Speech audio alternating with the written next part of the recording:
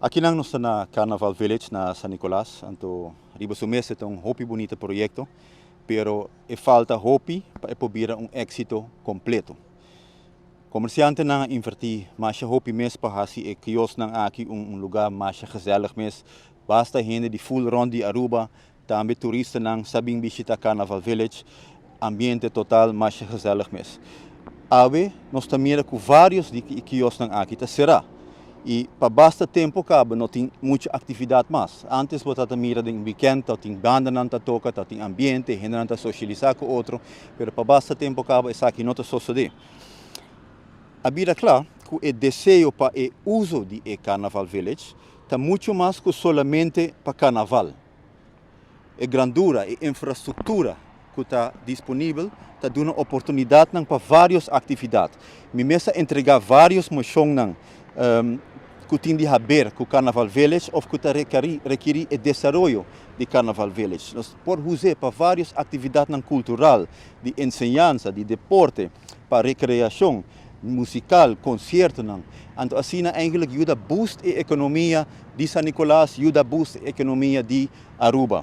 E também, turismo, nós acabamos de mencionar, que turistas não estão frequentando Carnaval Village antes, então. Pensei, por exemplo, entregar também para moção para construir stage fijo.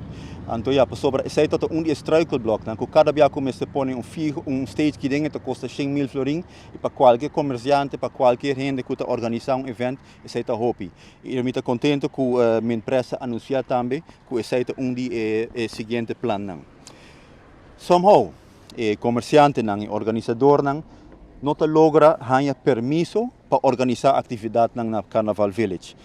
Motivo que está sendo donado de DEP é que a atividade que está pedindo permisso não passa em plano que tem para Carnaval Village.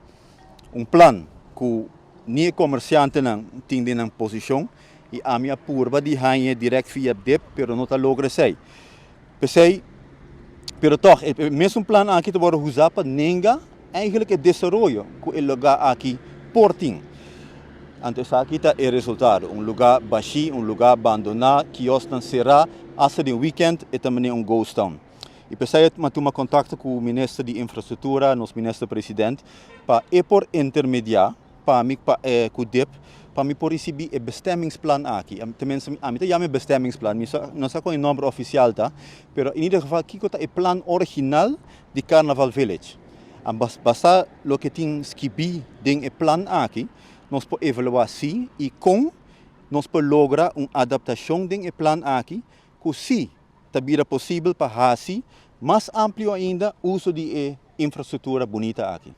O de parte boso mes di gobyerno boso purba papia kaba ku paloketa persona nang ting diferente kiosko nang akin na Carnaval Village?